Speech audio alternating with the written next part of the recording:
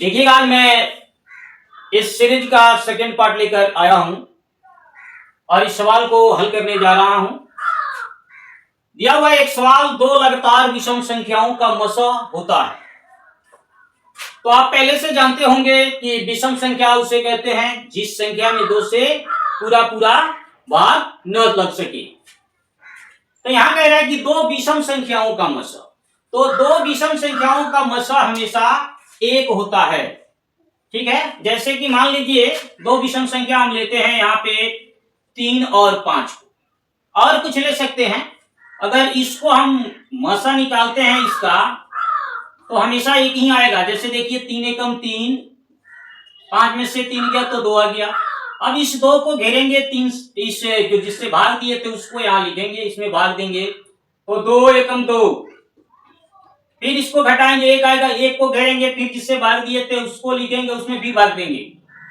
और फिर 1 दूना 2, इस 2 में से 2 घटेगा तो 0 आएगा, या इसको काट देते हैं। ठीक है, तो देखिए हमेशा इसका मसा जो है एक आया। तो दो लगातार विषम संख्याओं का मसा हमेशा एक होता है। दूसरा नंबर सवाल है, दो लगातार सम संख्याओं का मसा होता है। तो हम सभी जानते हैं कि जिन संख्याओं में 2 से पूरा पूरा भाग लग जाता है उसे सम संख्या कहते हैं। तो यहां कह रहा है कि दो लगातार सम संख्याओं का मसा होता है, तो हमेशा दो लगातार सम संख्याओं का मसा 2 होता है। आपका आंसर 2 होगा। जैसे कि देखिए यहाँ पे मान लीजिए दो सम संख्याएं हैं, मान लीजिए 4 है 6 है। इसका मसा निकालिएगा तो 4 छोटी संख्या से बड़ी संख्या में भाग देते हैं। तो 4 एकम 4, नीचे आया 2, इस 2 को घेरेंगे, जिससे भाग दिए थे उसको उसमें फिर भाग देंगे, तो 2 दूना 4, ये आपका कट जाएगा, क्या 0 लिख देते हैं। तो हमेशा यहाँ मसा कितना आया, जिससे कटता है लास्ट में उसी को मसा कहते हैं। तो यहाँ पे मसा 2 आया। तो दो लगातार सम संख्याओं का मसा हमेशा 2 होता है।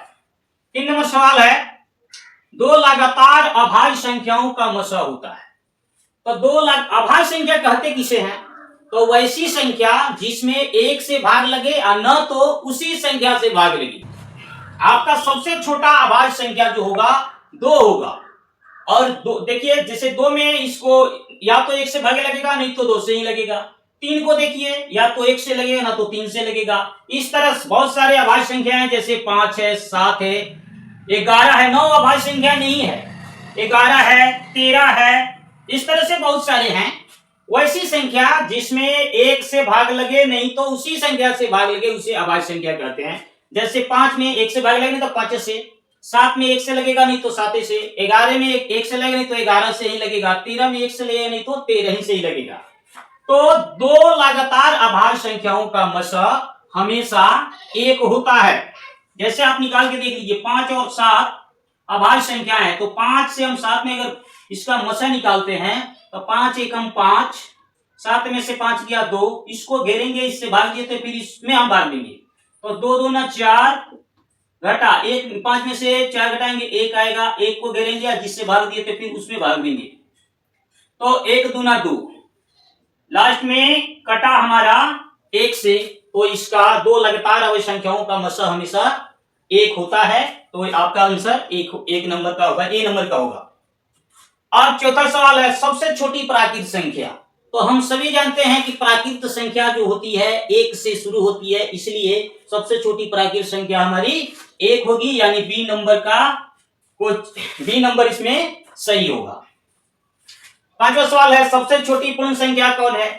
तो पूर्ण संख्या जो है 0 से शुरू होती है, पूर्ण संख्या 0 से शुरू होती है, इसलिए यहां आपका बी नंबर आंसर होगा, 0 इसका आंसर होगा।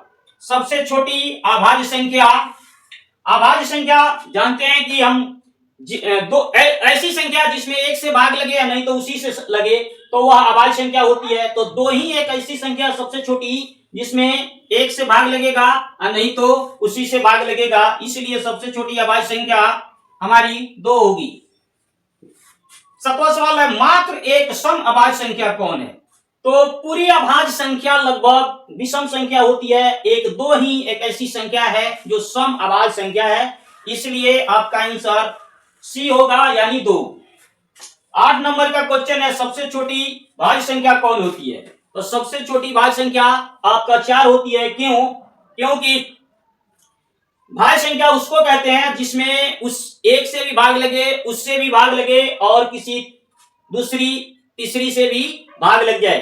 तो सबसे छोटी एक ऐसी 4 ही एक ऐसी संख्या हमारी 4 होगी, इसलिए ए नंबर आपका आंसर होगा, यानी 4 आंसर होगा। 4